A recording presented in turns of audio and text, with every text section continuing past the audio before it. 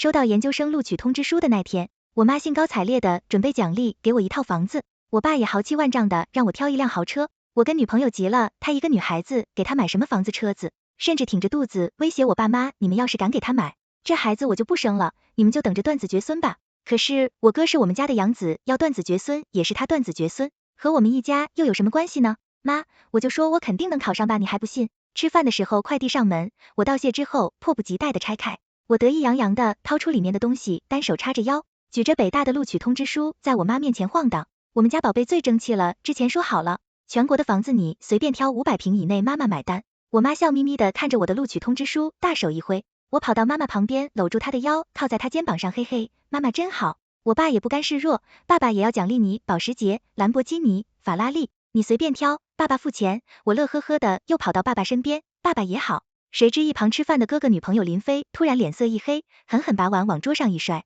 我不同意她一个女孩子给她买什么房子车子啊，到时候都被带到她老公家里去，你们就等着哭吧。他们好气的把筷子摔在桌子上，恶狠狠的冲着我爸妈撒气。林飞不是第一次来我们家吃饭，他和我哥哥谈了4年的恋爱，他们俩都在本地读书，他家不在本地，恋爱期间他常常来我们家，甚至因为最近2家在商量他们俩结婚的事情，所以林飞来的次数更加频繁，所以和我们一家关系还算熟络，但也不至于熟络到我爸妈给我买房还需要经过他的同意吧。何况他平时在我们面前一直都是温柔可亲、善解人意的。嫂子怎么了？你是不是最近筹备婚礼压力太大了呀？他跟我的关系一直都还不错，我每次出去旅游都会带不少伴手礼给他，他也经常做些好吃的甜品给我吃。他怒气冲冲的朝我翻了白眼，看到我爸我妈的脸色逐渐难看下来，才把脸上的鼻和生气收起来，换上平时温柔可亲的面孔。哎呀，爸妈，我也不是那个意思，之前不好说，现在我们都是一家人了，我要和你们说些掏心窝子的话，我们家的钱可不能乱用。这我和天明马上结婚，他之前答应我大办婚礼，婚礼也是一笔不小的开销。你们突然给暖暖买个房子，我怕婚礼预算会紧张。我妈拍拍她的手，笑眯眯的安慰菲菲，你别担心，给暖暖买房买车的钱是当时她准备考研的时候，我和她爸爸就准备好了的，你们婚礼预算是另外的部分，不会有冲突的。我爸也关切的附和道，是啊，菲菲，你放心吧，你和天明的婚礼肯定办得盛大又漂亮。林飞还不死心，可是天明最近还和我说，公司缺现金流，这几百万几千万放进公司，制造效益多好，哪有人会拿这么多钱给女儿买房买车的？你们把钱给她买房买车，到时候不就都成了她老公的吗？这完全是赔本买卖啊！爸妈，你们怎么这么糊涂啊？要我说，女孩子读那么多书也没什么用，还不如赶紧找个好老公嫁了呀。他越说越有底气，越说越不客气。爸妈，你天天就是出国到处旅游，不了解现在生意难做。江南也是，除了上学，也是去到处旅游，公司的事一直是天明在操心。虽说公司确实是你们创立的，但最近的效益都是天明创收的，相当于现在。其实你们是在花天明的钱。我对林飞的逻辑惊呆了。我们家公司不止一家，我爸妈年轻的时候奋力打拼，现在年纪大了就想多休息休息，所以把公司都全权交托给信任的人。我哥也是被我爸妈送去其中一家公司历练历练，虽然我爸妈常年在外面旅游，但公司碰到大事还是一定给我爸妈签字拍板才行。怎么到他这里还成了我哥养的我们家了？我刚想反驳，林飞鄙夷的从上到下扫视了我一遍。不过呀，暖暖放假回家也不知道去找点兼职做，就知道待在家里，每天和妈去做美容、做按摩、逛街、买奢侈品，有没有人敢娶她，倒也是个未知数。读那么多书，男人只会觉得你难以接近，有什么用呢？我是我爸妈的逆鳞，刚刚还看在我哥的面子上，没出声反驳的，我爸厉声呵斥，够了林飞，你还没嫁进我们家，就这样说我女儿，我和他妈从小到大都舍不得对她说句中话。林飞被吓得缩缩脖子，又不甘心地扬起头，就是这样，他才会被你们惯坏了。行了，等我哥回来才说吧。本来高高兴兴的一件事变成这样，我心里也不高兴。我哥从小就宠我，更何况我本来有道理，他肯定会站在我这边的。说曹操，曹操就到。我话音刚落，我哥就走了进来。林飞一把就扑到我哥怀里，我哥顺势抱住他，笑着摸了摸他的头，菲菲，这是怎么了？林飞的声音居然还带上几分哽咽。天明，你爸妈说要给你妹妹买大房子和豪车，这怎么能行呢？哪有给女儿花这么多钱的道理？他死死抓住我哥的手臂，挤出几滴眼泪。天明，你快和爸妈说说，我才是真正能为江家传宗接代的人。我哥面色有些尴尬的看我爸妈的脸色话，不能这样说。爸妈的钱当然是由他们自己支配比较好，你先起来。我想着可能是因为我们都在，他不好和林飞说些什么。我挽起爸妈的手，朝哥哥使了个眼色，哥，你们先商量着，我和爸妈出去逛一圈。我拉着我爸妈一起出去逛街，跟林飞多费口舌，不如开开心心的陪我爸妈出去玩，等我哥把这件事处理好了再回来。我出门的时候还听到林飞朝着门口大吼，江天明，你还不快点拦着他们，他们肯定是要去给江暖那个小贱蹄子买车去。宝贝质量好，看你看看这辆，我觉得质量也不错啊。这辆颜色好看，宝贝啊，你要是喜欢，我们现在就订一辆，估计2、3个月之后你就能开，刚好可以开去上学。怎么样？我爸妈一人一句在我耳边叽叽喳喳，好像今天我不买这个车就不行了。我知道是他们在用他们的方式来安慰我。我心里涌上一股暖流，市场还是爸爸妈妈最好行，那就订这辆吧，我们要这辆直接拿最高配置的。刚付完款，我哥的电话就打了过来，他语气很是焦急，暖暖不好了，你快让爸妈回来一趟吧。我和爸妈对视一眼，都露出了无奈的表情。办好手续之后，我们就往家里赶，刚一打开家门，就看见林飞得意洋洋地坐在沙发上，挺着肚子。爸妈，之前一直没和你们说，其实我和天明这么着急结婚，是因为我有孩子了。我之前特意飞去港湾区，检测报告刚出来，他拿出一张报告单拍在桌子上，我怀的可是个男孩，这可是你们江家的长孙吧？他的手在肚子上打圈，抚摸挑衅的看着我，又转头看向我爸妈，威胁道，你们要是敢给江暖买房子、车子，这孩子我就不生了，你们江家就等着断子绝孙吧。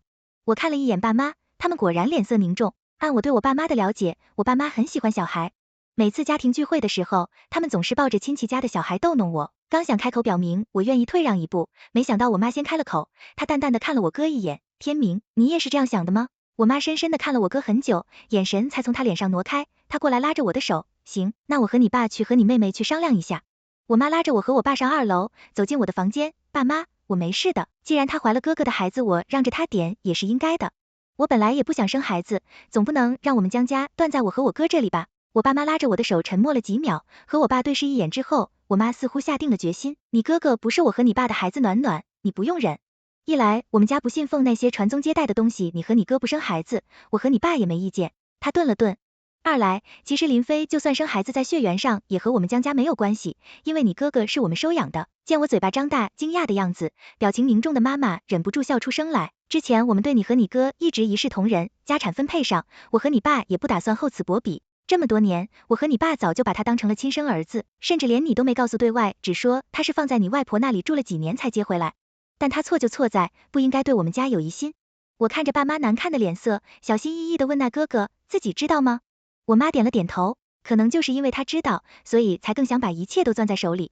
公司的事情，我们也是时候要查查了。我不太理解，难道就是因为一个房子一辆车子，我们兄妹这么多年的情分，他和爸妈这么多年的感情就不作数了？我妈一看我发呆，就知道我在想些什么。她轻轻用手指点了一下我的额头，然后叹了一口气，你哥哥从小就知道自己是收养的，他被收养的时候已经记事了，我们也没办法瞒他，他难免会有些自己的想法。现在林飞这样，我们都看到了，但是我和你爸必须要让你哥给一个态度，我们要知道他是怎么想的，对不对？难道这么多年哥哥对我的好，对爸妈的孝顺依从都是假的吗？我摇摇脑袋，不愿相信。我还想说些什么，林飞咿呀呀的哭闹声在楼下响起，一声比一声大，天明，你别拦我，既然你们江家不在乎这个孩子，那我就打掉好了。看到我和爸妈从楼梯上走下来，他哭的声音更大了，一边哭还一边用手敲打自己的肚子。儿子，妈妈对不起你呀，但是你爸爸家没人期待你的出生，他们都更在意一个小丫头片子，不过他们要拿钱去给女儿买房，那儿子你生下来也受委屈，妈妈还不如不生你，可千万别怪妈妈呀。我哥面色着急，在旁边拉着他的手劝慰，好了好了，菲菲，我爸妈不给我妹妹买车买房了，你看我一打电话，他们不就都回来了吗？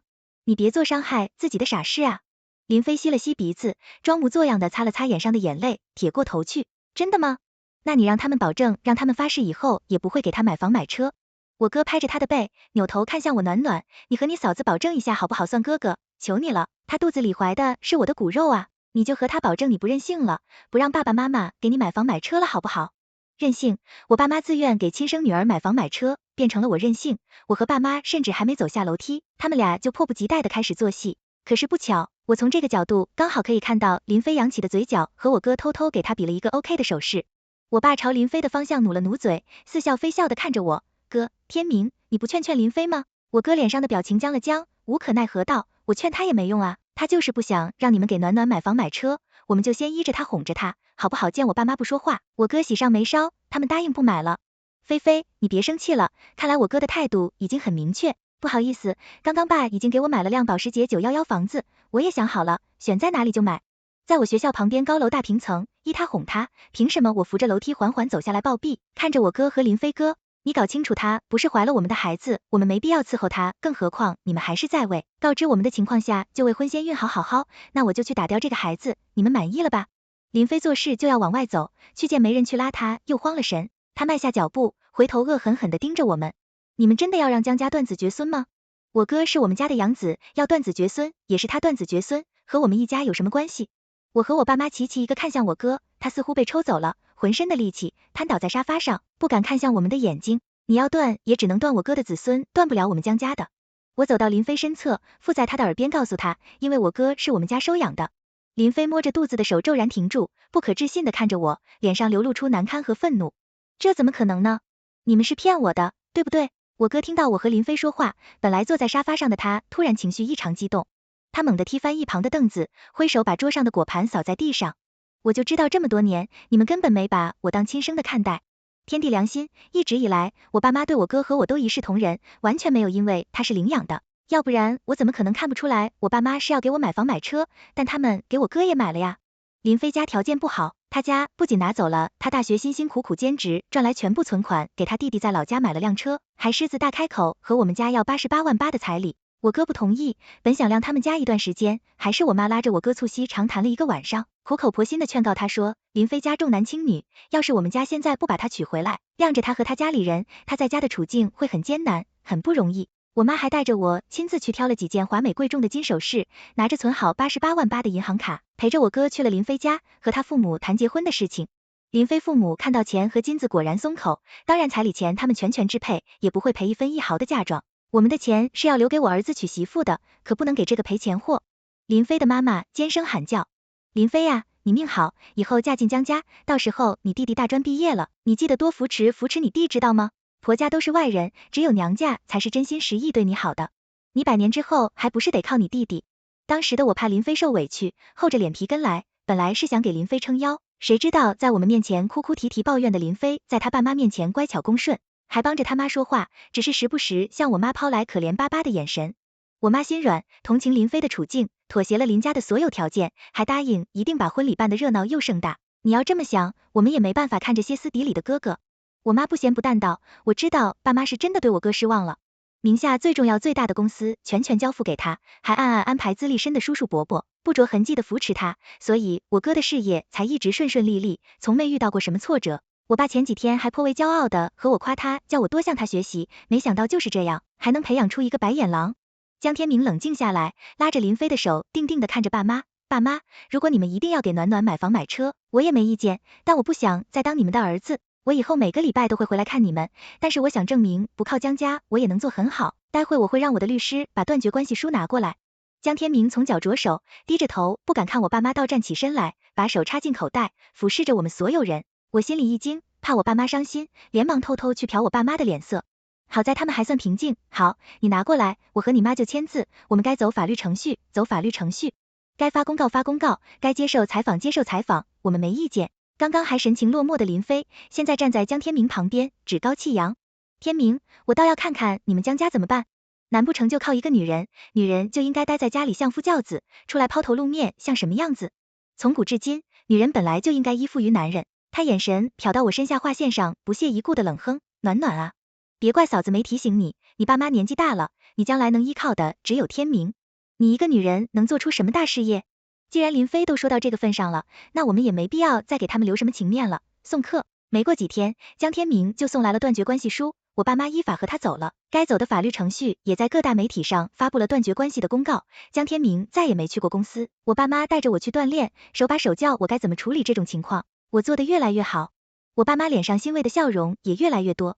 江天明离职之前倒是来公司来得很勤，他在公司疯狂游说员工和他出去单干，大部分聪明人都选择和他划清界限，但少数人还是被他开出的高薪诱惑，跟着他一起离了职。他接受了不少采访，在各个采访里放出大话，说自己一定能白手起家，把天明公司做比僵尸还要强盛。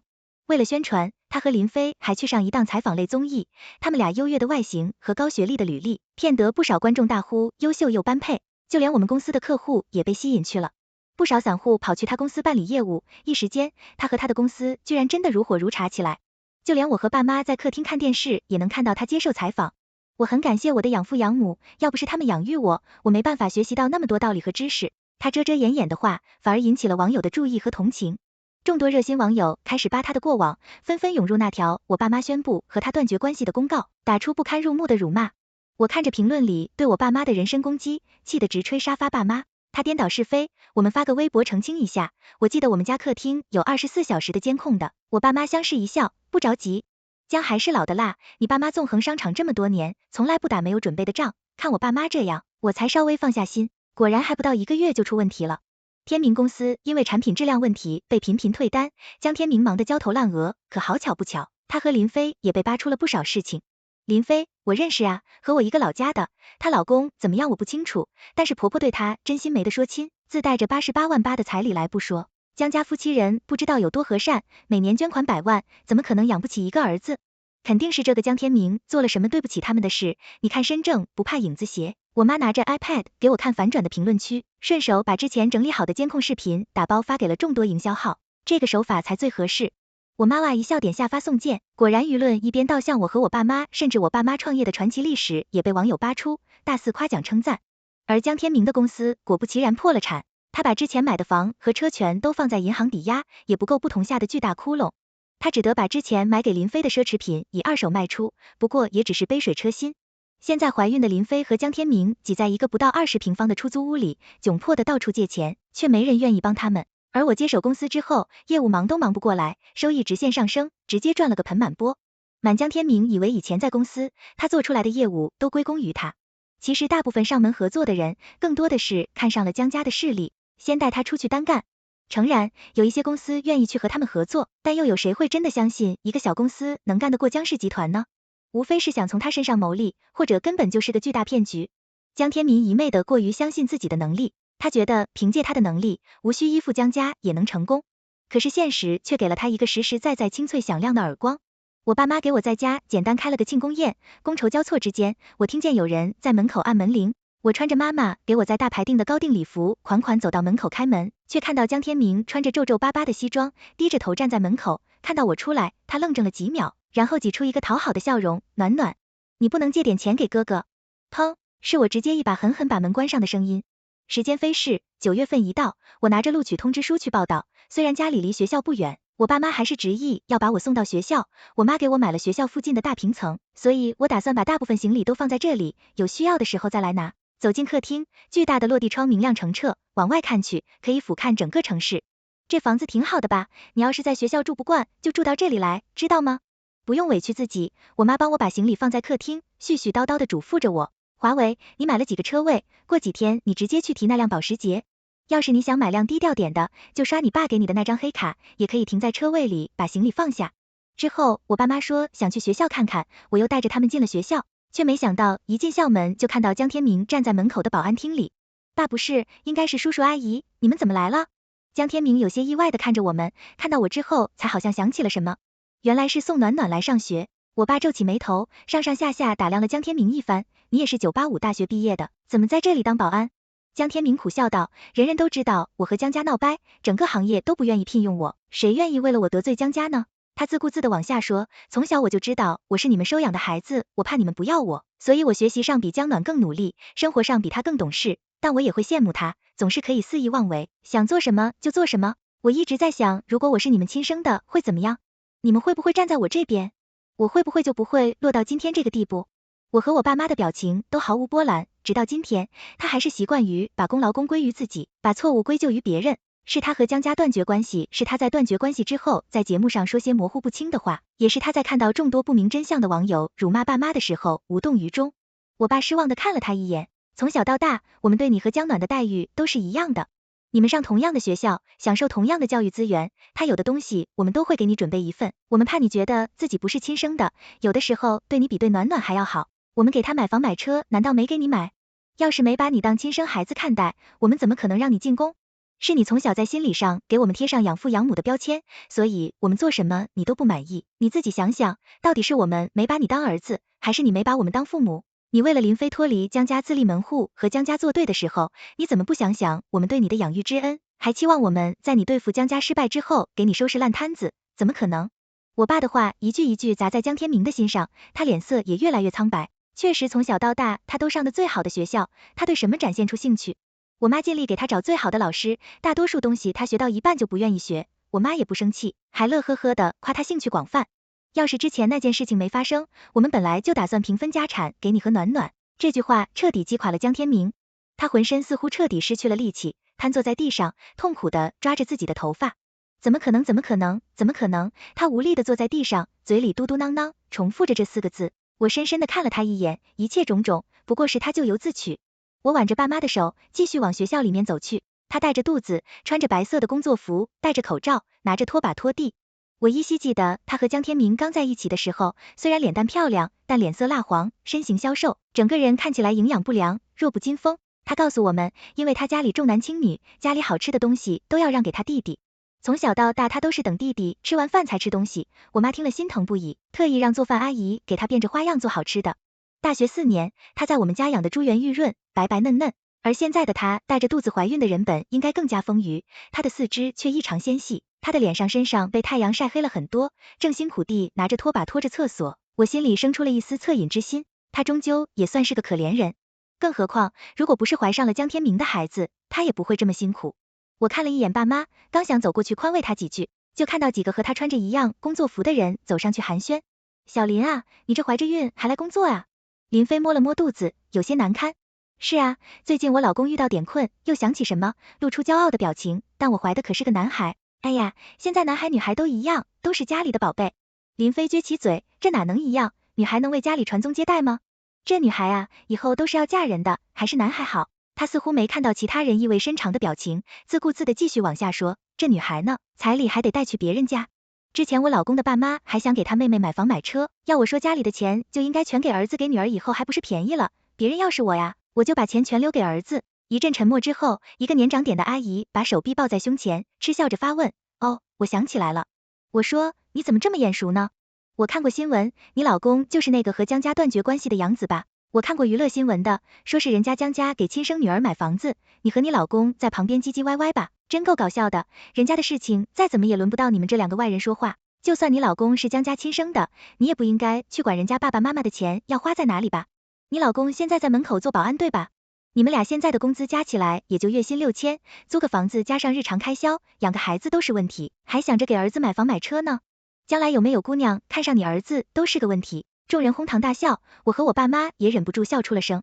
林飞憋着气涨红了脸，却一句话也说不出来。我加入了我们专业最好导师的实验室，每天在实验室图书馆宿舍和食堂4.1线，我们实验室刚好是林飞负责清扫的区域，所以我经常能偶遇他。就连我们开组会，我被当众表扬发了一篇含金量很高的赛的时候，他也在门口打扫。我寒暑假完成实验室这边的事情，也会抽空去爸妈公司屡屡做出业绩。林飞几乎看着我成长到整个专业乃至整个学校所有人赞叹不绝的榜样，看着我被媒体称赞为商业奇才，看着我身边比江天明优秀10倍的众多追求者。女人怎么能这么厉害？这怎么可能呢？这些事情都是男人做女人不可能这么厉害，他肯定是靠男人的。